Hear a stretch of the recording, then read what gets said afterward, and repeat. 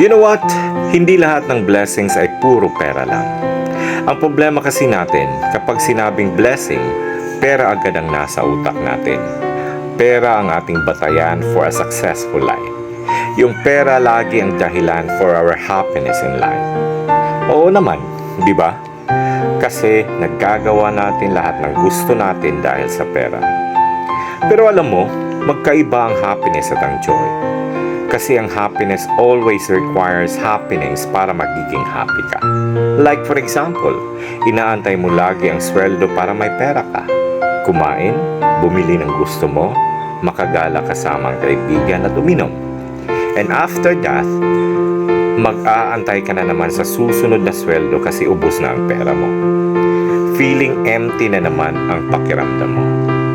Samantalang yung joy, iba. Kasi it's a state of being. It's a fulfillment, contentment. Andyan yung blessing ng buhay, buo ang pamilya, walang mga sakit, may iilan pero totoong kaibigan, bagong mga opportunities at memories in life.